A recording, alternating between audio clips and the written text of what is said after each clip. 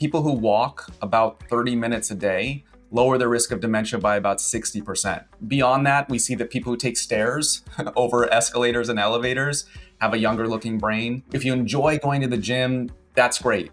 But we can also find ways to integrate exercise into our daily life. And, studies keep coming out that say, this is the best exercise, that's the best exercise.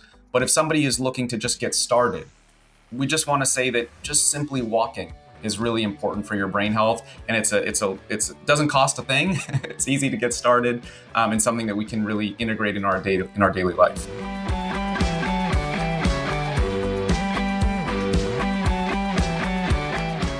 Dr. Marc Milstein specializes in taking the leading science research on brain health and presenting it in a way that entertains, educates, and empowers people to live better. He earned both his Ph.D. in biological chemistry and his Bachelor of Science in molecular, cellular, and developmental biology from UCLA.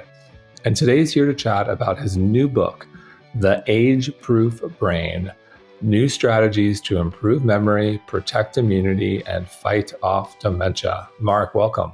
Thank you. Thanks for having me. So, brain health, cognitive health becoming a huge part of the conversation for many reasons. When you see numbers like 1 out of 3 Americans who pass away after age 65 will die from some sort of dementia, or that dementia and Alzheimer's have increased by a whopping 144% over the last 30 years.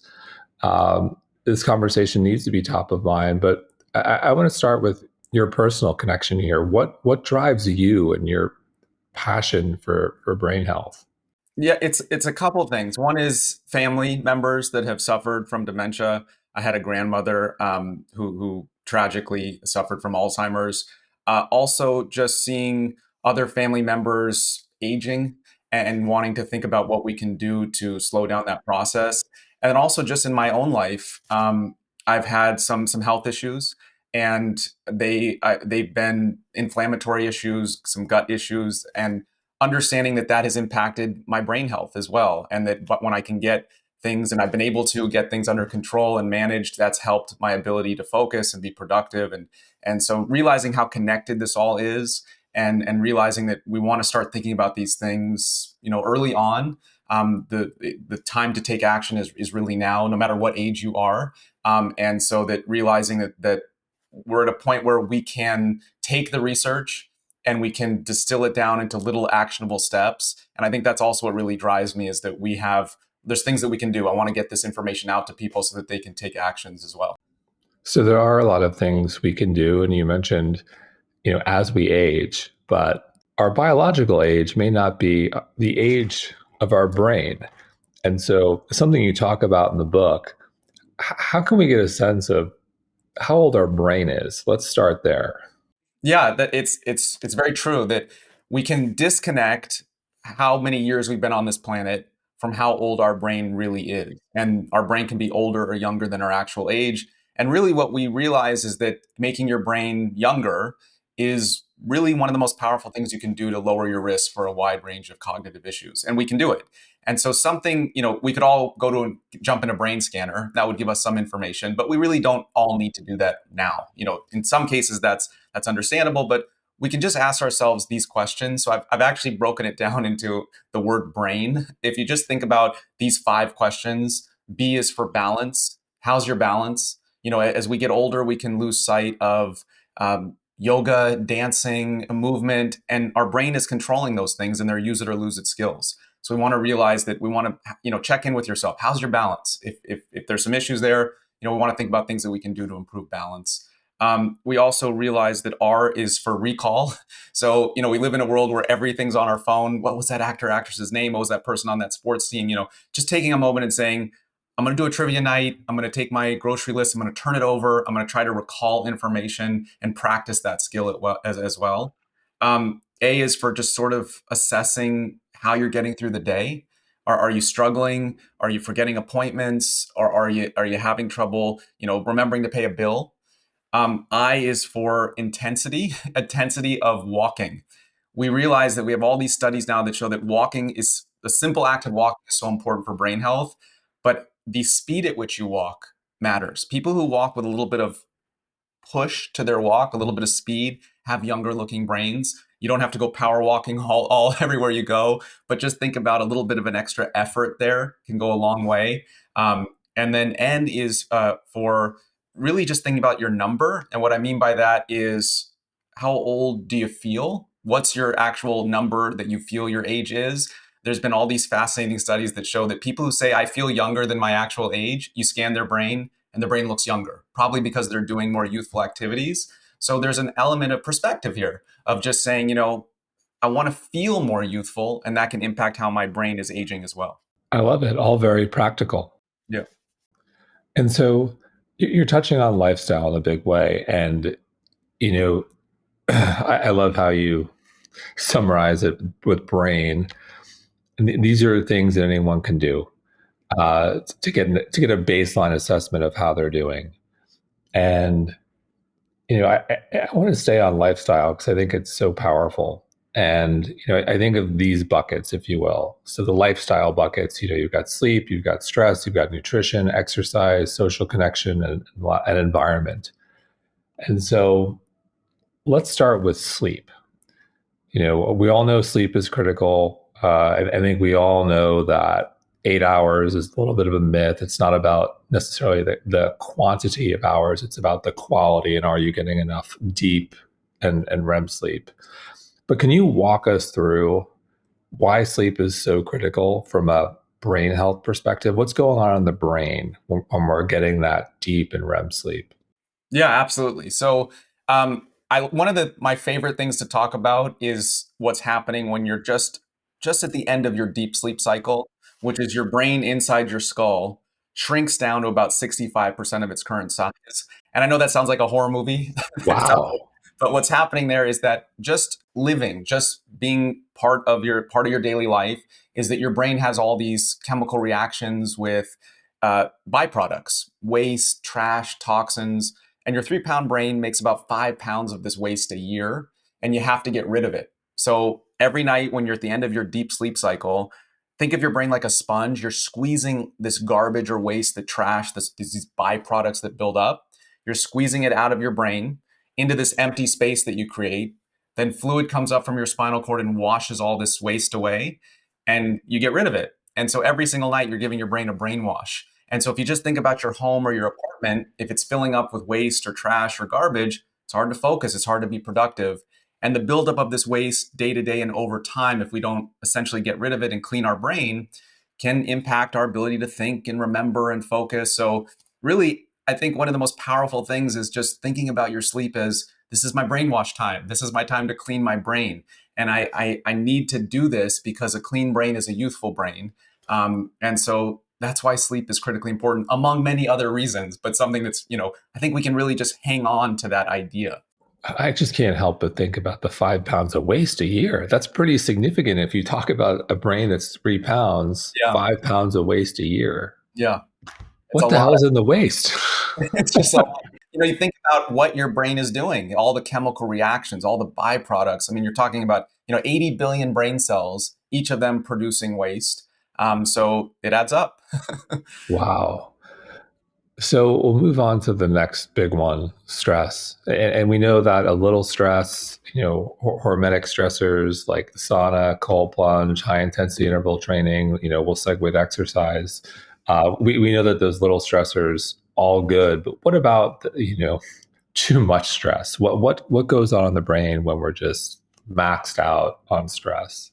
Yeah, that's exactly true. Is that we want to embrace some stress, whether it is us putting some stress on our body through exercise or other, temperature, things like that. But the idea is that a burst is okay, even if it's in our day to day life. Think challenges we want to get done, things we want to tackle.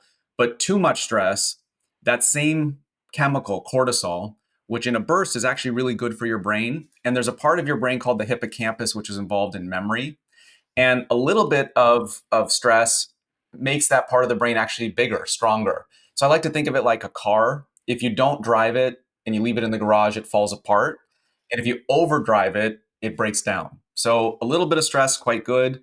But too much stress actually causes the hippocampus, or this essential part of our memory part of our brain, to shrink.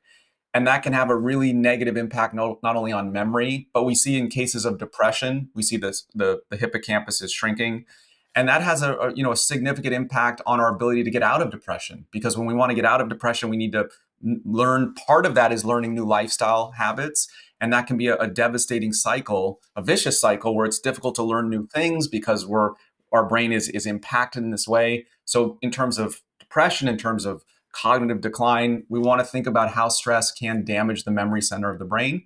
And we want to keep that stress to something we can take a break from. Because if we can take a break from it, all of a sudden we can shift that balance to something that can be positive for the brain instead of something that is quite negative.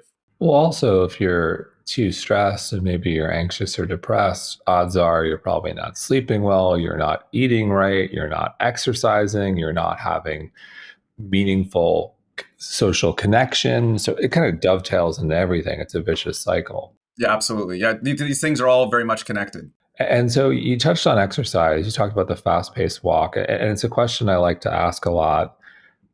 How much exercise do we really need? And let's talk about low intensity versus high intensity, cardio, weight training. You mentioned the light walk with the fast paced walk. Let's just spend a couple minutes on exercise as it relates to brain health and what the science says. This is what we know. Exercise in any form is pretty good for your brain. If you're overdoing it and you're exhausted and you're causing, inflammatory effects, that can be dangerous. That can be too much. But the threshold where we see a lot of protection for brain health is about 18 to 20 minutes a day of getting your heart rate up most days a week. So really what we want to get the word out is that it's not that much in terms of where we see a lot of protection. Past that, high intensity interval training can be really good for the brain as long as we're not overdoing it. It's a mix of things, and what we realize is that people who walk about 30 minutes a day lower their risk of dementia by about 60%. So we realize that that's profound. And we realized that walking is critically important, giving a little bit of an extra push. The study found that it didn't have to all be done at the same time. Just getting 30 minutes of walking in a day has this really powerful impact. Beyond that, we see that people who take stairs over escalators and elevators have a younger looking brain. So if you enjoy going to the gym, that's great. But we can also find ways to integrate exercise into our daily life, like, park a little bit farther from your errand, or stop, get off on the bus and stop early, or, call a friend and walk with your friend, take a morning walk. All these little things can add up. And, studies keep coming out that say, no, this is the best exercise, that's the best exercise. But if somebody is looking to just get started, we just want to say that just simply walking is really important for your brain health, and it doesn't cost a thing. It's easy to get started, and something that we can really integrate in our daily life. I love that you mentioned the stairs. To me, this taking the stairs is one of the most underrated ways to get fit. If you think about, okay, one, I'm working on my leg strength. Two, you're probably going to be slightly out of breath if you're going at a fast pace. You're going to get your heart rate up. You're going to enter what biohackers will call zone 2, which is what you want to be. And then 3, most people are faced with an elevator or stairs on a daily basis. I don't know what the data suggests, what percentage of the population, but my guess is a lot of people are faced with that choice. So you have to go anyway. So do you take a couple extra minutes? And it's something you don't have to go to the gym. You don't have to set aside time to do it. I think the problem so many people have with exercise is time. I don't have the time. So, but if you have to get somewhere, and I got a choice in front of me, do I take the elevator or the escalator if I'm traveling at an airport or I'm at a shopping mall? Just take the stairs. You're going anyway. Yeah, exactly. One of my favorite pictures, and I showed in some of my talks, is people taking the escalator over the stairs to the gym. So it's like, I've seen people take when the gym is on the second floor and they take the elevator. I'm like, what are you doing? Right. Yeah. I've done it myself, but I always remind myself, wait. I can't fall into that trap. I've got to take the stairs. So the next one is a big one, nutrition. Yeah. All the brain health docs and experts love foods rich in EPA and DPA, your omega-3 fatty fish, not surprising. What else is on your list of the best brain health foods?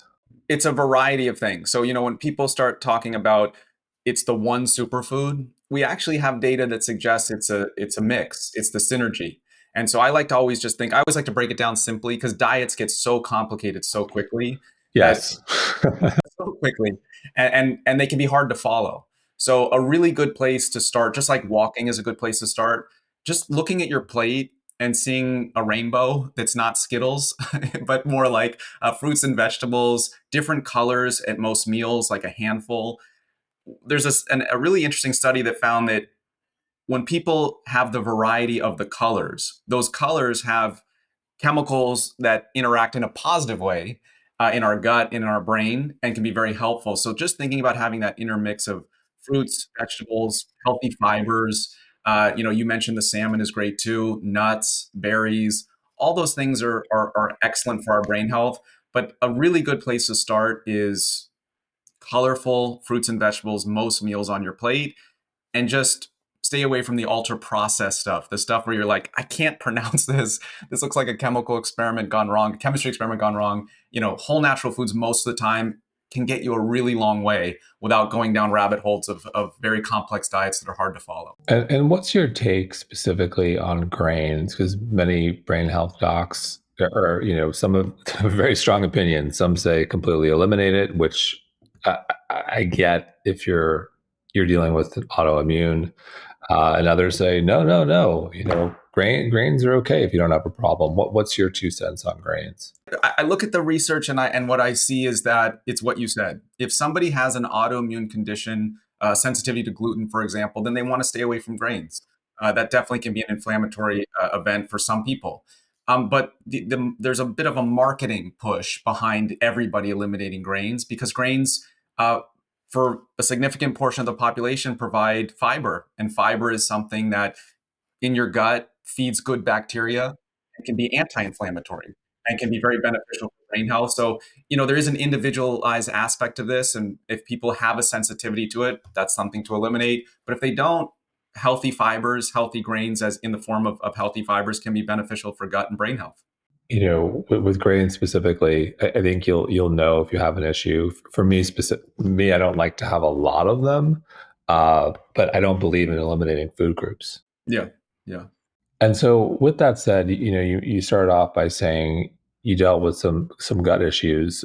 Let's spend a moment on the gut brain axis. What's so interesting to you about the gut brain axis? To me, it's fascinating. It is. It is. It is. It's really mind blowing to think about this connection that what is happening down in our gut is impacting how we're feeling, impacting our mood. So we think of it like a two-way street. And the way we always thought about it was, you could be nervous, for example, you're anxious, and then your stomach feels off. But now we realize that your stomach can be off, and that's sending signals to your brain that can make you feel anxious or can make you feel off in your mood.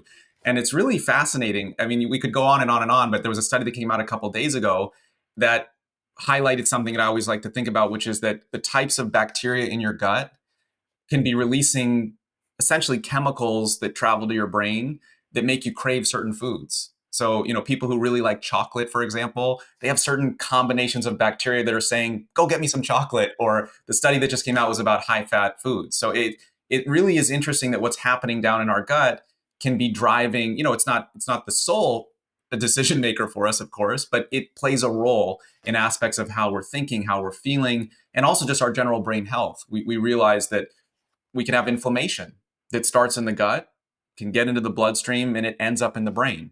And we're realizing that conditions like Alzheimer's, I mean, we're starting to move the model that Alzheimer's is much more of an autoimmune inflammatory condition than we ever thought.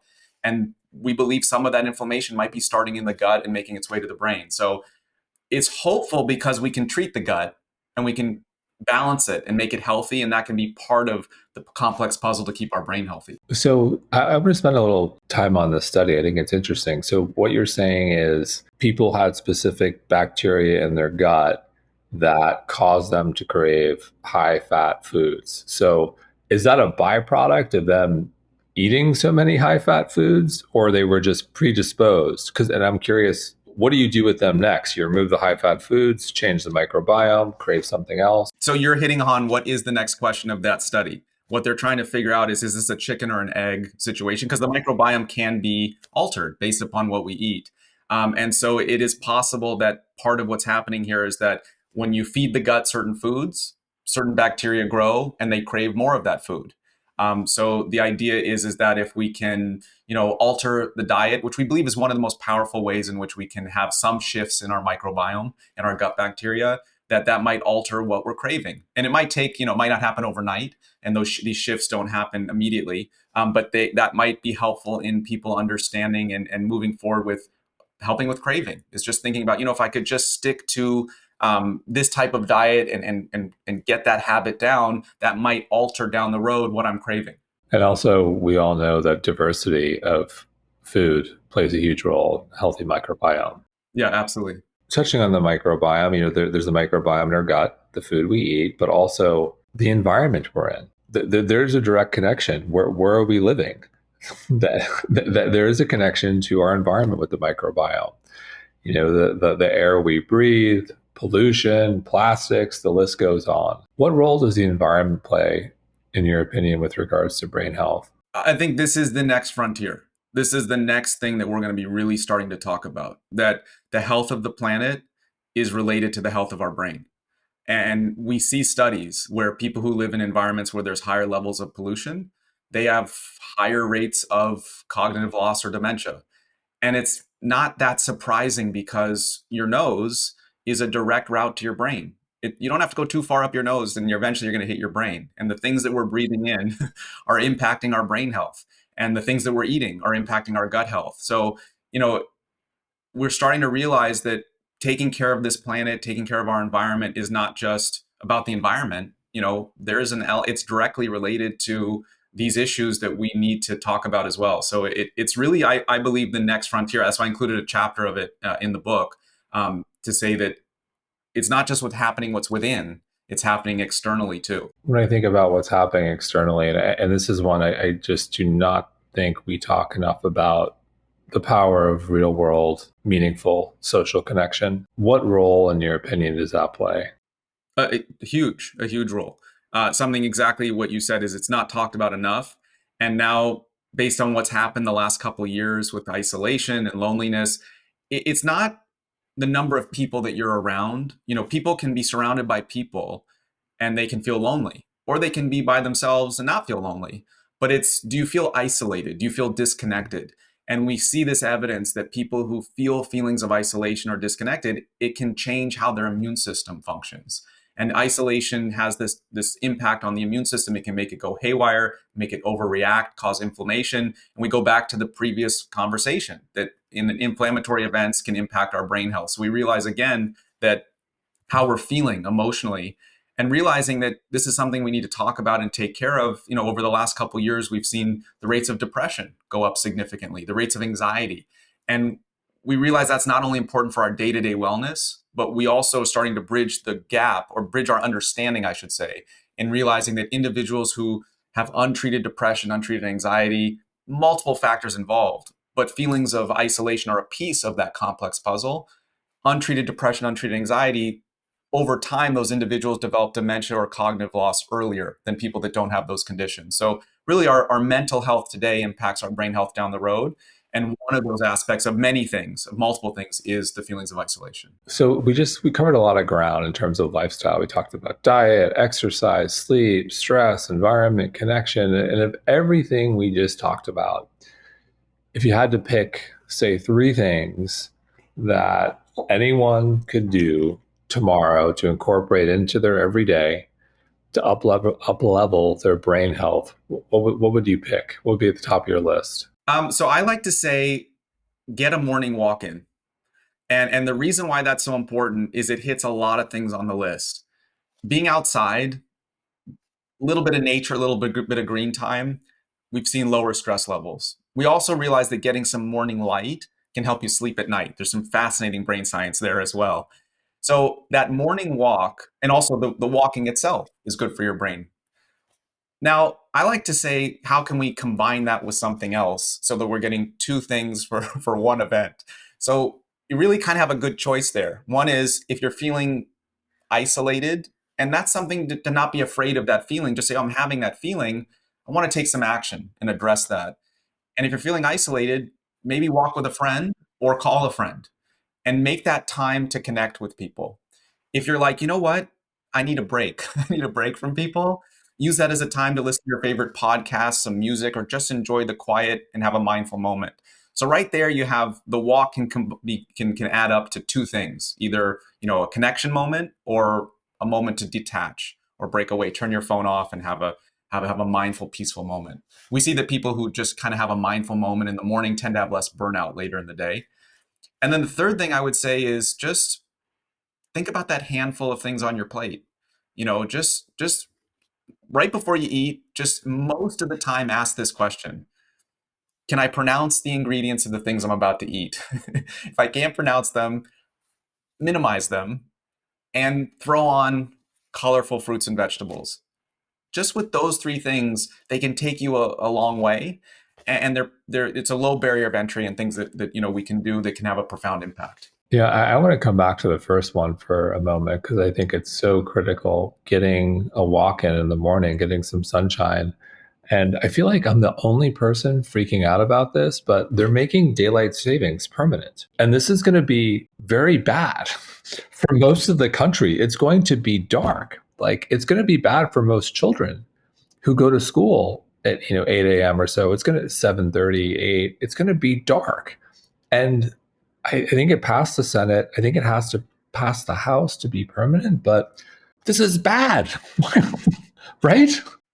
We need daylight. We need morning light, and it's a very good point that we need to find ways to that morning light is important. I go in the book all about this part of your brain called the brain clock, and that morning light regulates that system that helps with your mood, your focus, your attention, metabolism, and sleep. So in general, we want to make sure there's time in the morning for morning light. We don't want to jump into a car or just, step by our phone or our computer. A little bit of outside time goes a long way. And I think it's what you're bringing up is that the government plays a role in making big decisions that can impact, our wellness and our health, and having that and making brain health part of these conversations is important. Tell me about it. I think I think we've gotten a lot wrong, and I think you know, I, look, I think without going down the rabbit hole of government, I think sometimes people are well intentioned but uneducated, and I am as parents of young kids and seeing the value, seeing the science behind the value of sunlight in the morning. I'm concerned about this. Hopefully, I'm wrong and it doesn't pass, but I don't think it's good. So, you touched on the parts of the brain. So I want to spend a moment there, come back to that. So can you walk us through, this 3 pound noggin and walk us through the different parts from the frontal lobe to the cerebellum, all the different parts. Walk us through like what do they do?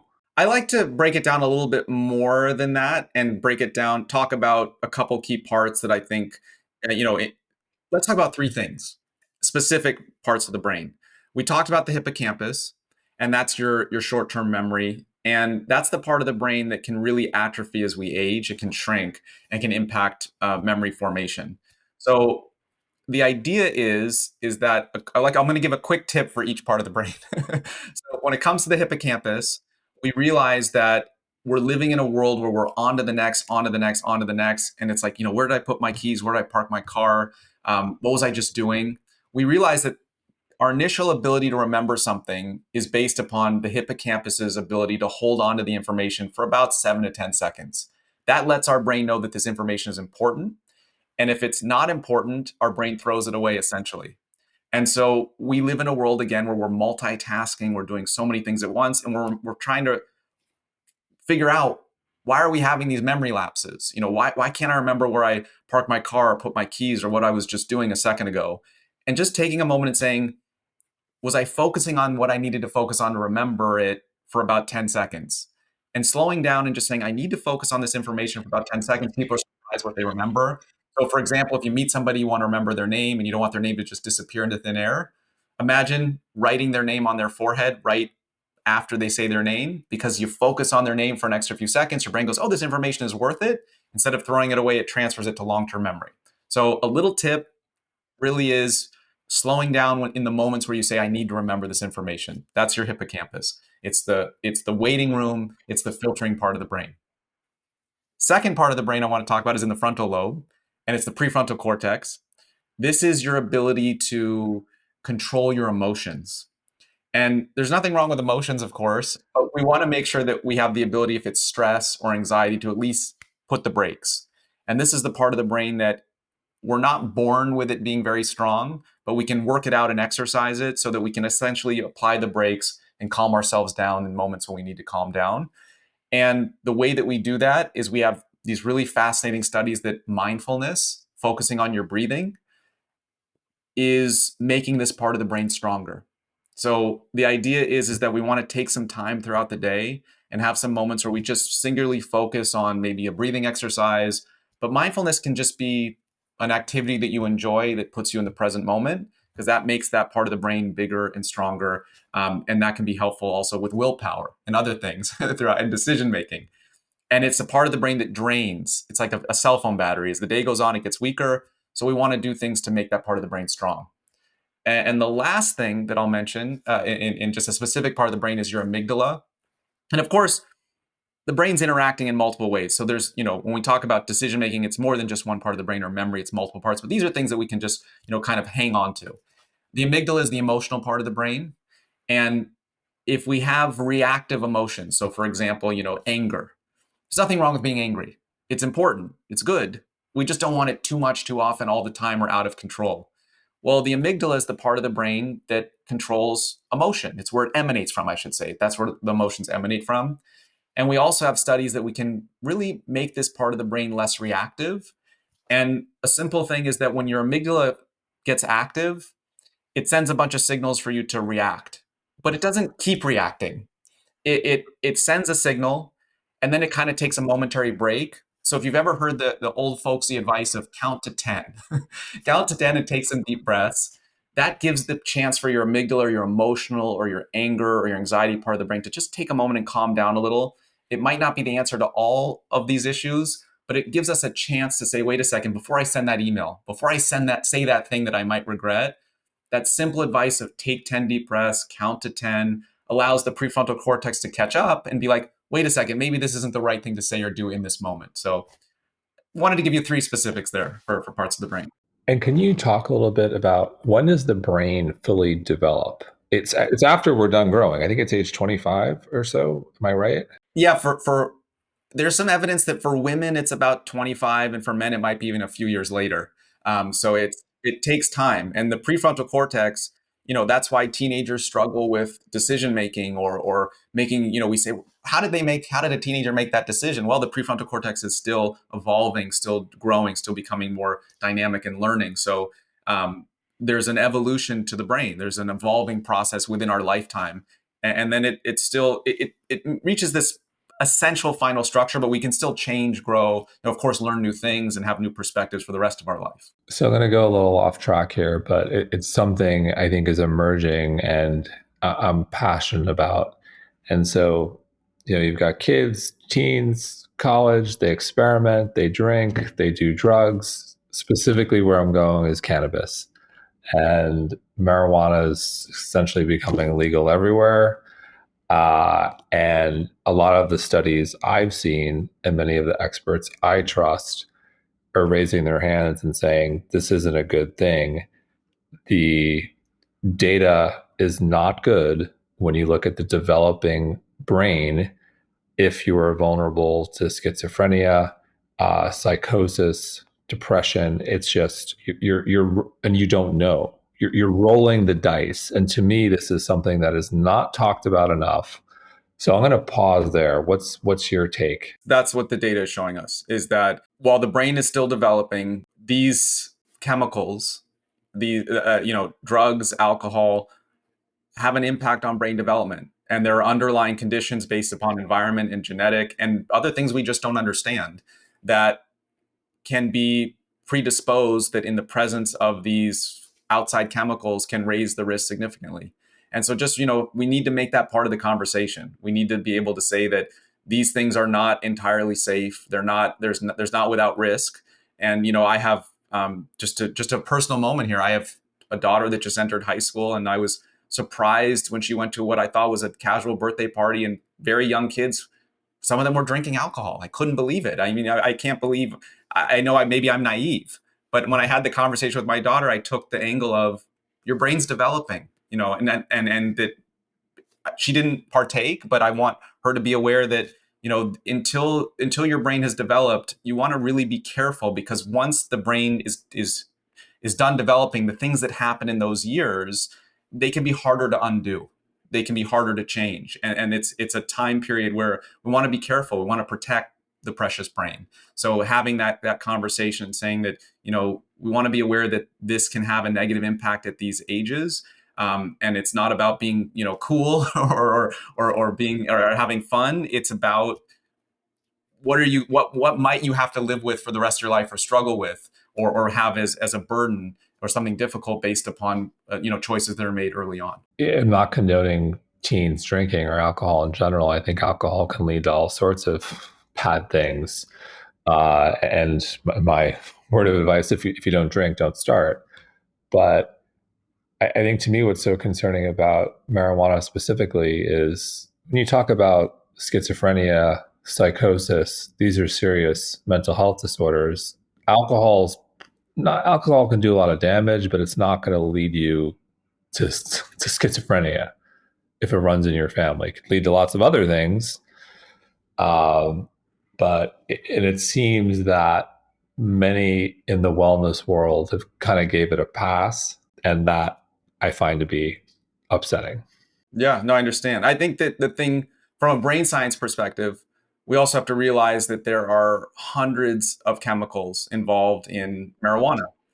We know a little bit about two of them, THC and CBD. The rest of them we don't know. There's a dire need for real research here, so that we can understand its implications, and as you said, not just give it a pass as something that is, there are situations where it can possibly used for beneficial purposes, but to say that it is, because it is natural, to safe for everyone, is something we want to steer away from. 100% agree. But I'll get off the topic, and I'll put that in the bucket of my next question of, are there things that we perceive to be healthy that we may be doing which actually aren't good for our brain health? Yeah, that's a really good question. One thing is to work and work and work and work and not take a break. I mean, that's a constant issue, I think, is to think that it's all about, you know, never, there's the mindset of don't take a vacation, and don't and always be thinking about goals and the next thing you do. Those things are great, but we can be burning ourselves out. And so that's one thing to think about. The other thing to be aware of is that turning to too many supplements is something we want to be concerned about. Supplements can be used under the right circumstances for the right individuals, but this idea that there's a magic pill, or that there's a magic supplement, or that the more the better when it comes to supplements, is something we want to be very, very careful with.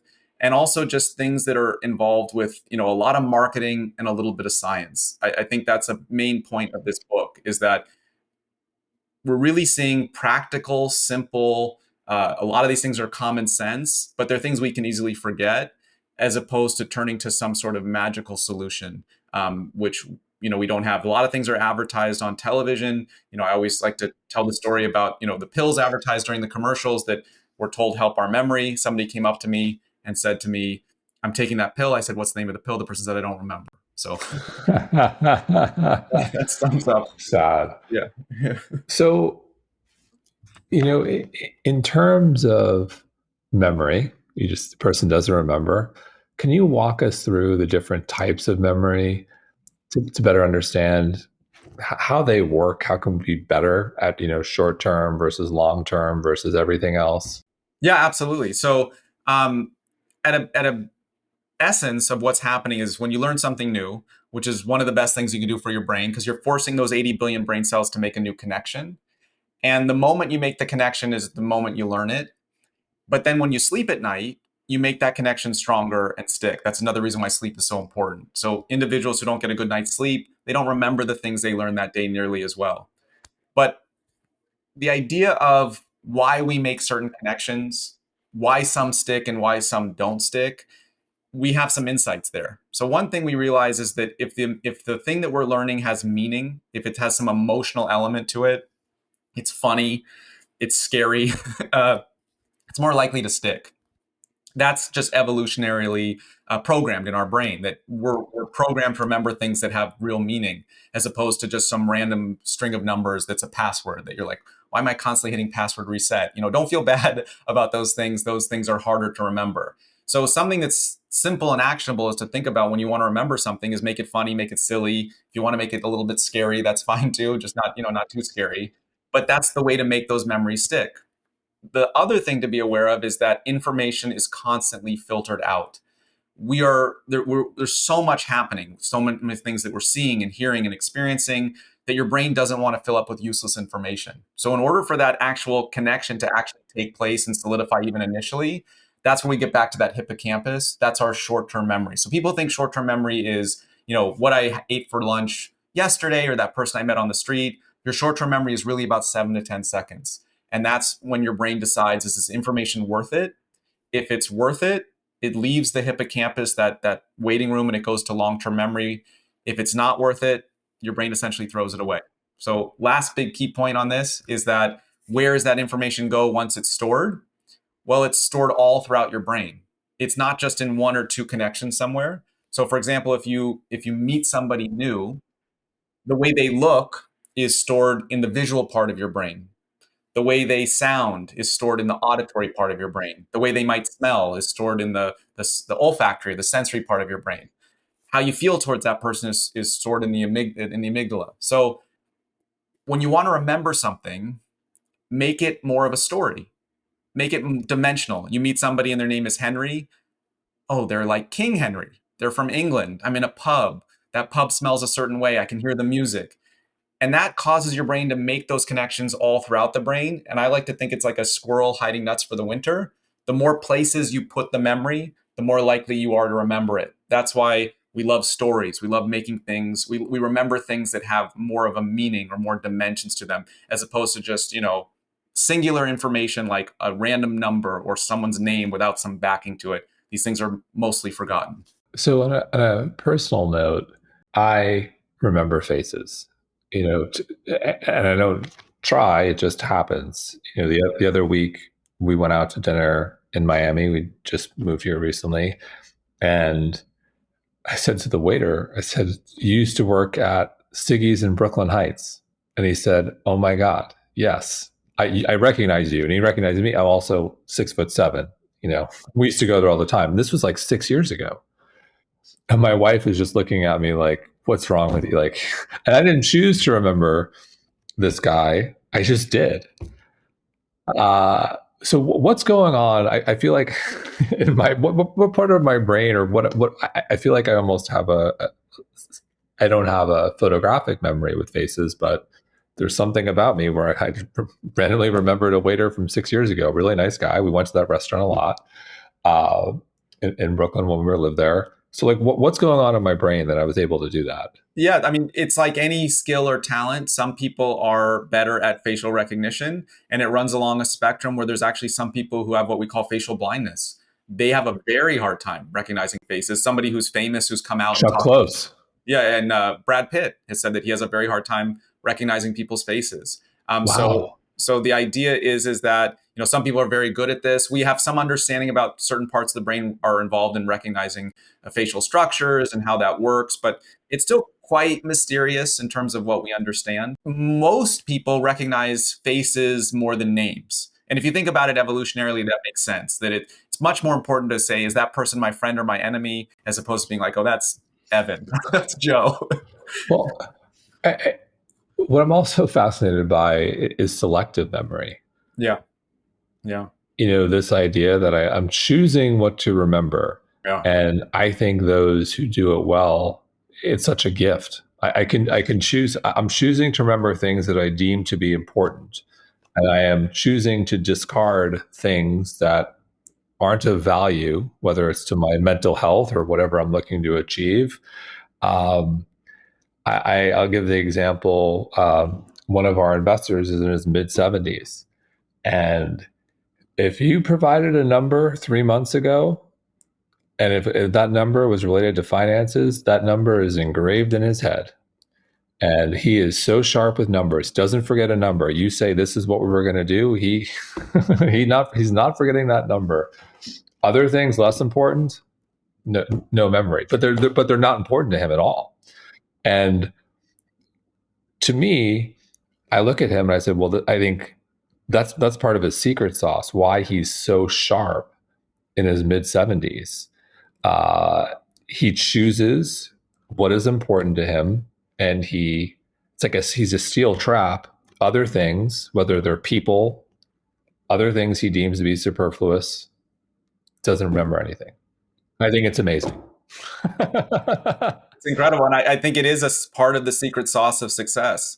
Um, I'm a big baseball fan, and I find a lot of brain science in baseball. And yesterday, I was listening to an interview with Josh Hader, who's a pitcher, and he was one of the best pitchers, and he was playing really bad a few months ago, and people were saying he's over, he's done, he's broken, and he came back, and now he's pitching great again. And they said to him, "How did you do it?" And he said, I have a short, I flush memories. I don't hold on to the bad memories, and I have a very short term memory. And I think that's really powerful. Is that as a fan, the fans can fixate and say he had a bad game, and they're talking about it for days. Whereas he said the bad game, he lets go of it, and he's on to the process of how he's going to be better instead of focusing on the bad result. And if you just think about that in life, there's a lot there. There's a lot there that what can we flush and what can we focus on? And so, building off of that, the example I use, this is just in the world of business. The stakes maybe aren't high in terms of health and wellness. Uh, but as I think about trauma, a lot of trauma in the world, big T and little t, how can we, and it builds up and it catches you. And I think we all have trauma, whether we know it or not, it's there. No one is immune. And so, do you have any advice, or how do you think about that, of discarding the stuff, I'll just call it the stuff that's there that doesn't necessarily serve our brain health? And how do we go about doing that? Yeah, that's an important point. And the last couple years, taking a step back and saying it would be hard not to have experienced some trauma from whatever side you're on. There would be some trauma based upon the pandemic, and then of course there's much more significant trauma within the pandemic, with outside of the pandemic, for some individuals. Thinking about it this way, I think the first step when it comes to anything related to brain science is awareness, is starting to have the conversation to say that we have to be aware that if we just push some things to the side, that they manifest later in much bigger or much more deviant or much more significant problems. So saying, first thing is the awareness that there's things that have happened. It's difficult to live a life and not have some sort of trauma on some level. And saying that, okay, my first thing is the awareness of it. The second thing is, I think what you said is that how, in some cases, cognitive behavioral therapy, talking about it is important, destigmatizing that. And I think that's happening now, is that it's important to communicate and talk about it and work through it with a professional. And just from a brain science perspective, traumatic memories are brain connections. And when we talk about something or we revisit any memory, the moment we talk about it, we actually unhook the memory for a moment and we put it back together. And we can put it back together stronger, or we can put it back together in a different way. So fundamentally, when we revisit things, if we do it in a certain way with a certain perspective with the right people, we can disconnect memories that are traumatic and reconnect them in a way that might be easier to move on from. And this is not easy. It doesn't happen overnight. But what we see is that our brain is malleable, it's changeable. Our memory isn't perfect. That's why, eyewitness testimony is not that great. But the positive side of it is that you take two people, you ask them about a party they went to 10 years ago, they're very likely to tell you two different versions of it, because over time our memory changes. And that's something we can tap into to say, we can work through these things, we can get new perspectives on them. And with the right people helping us, we can move through traumatic situations. So, in closing, of all the research and studies you came across while writing the book, was there one that just really stood out to you? There were so many, but I think one that I think one that hit me really hard was what we talked about a few minutes ago, which was that the rates of depression and anxiety, how they've gone up in the last couple of years, and how that's related to the risk for dementia. I think that that piece, that we can think of dementia as something that we're either very worried about right now because either we're going through it or our loved one or a parent is going through it or grandparent. But if we think about our mental health right now, that impacts everybody. And if we realize that it's not just about our wellness and our how we're feeling, that's important. That's as important as it gets. But how we have to prioritize it now because it's having an impact on the future and our future brain health, which we have more control over than we ever thought. And so I think that was the piece of the puzzle and the linking these two things, because we didn't really have that understanding. It might sound intuitive. We didn't have the research to really tie that together. Marc, thank you so much. Thank you.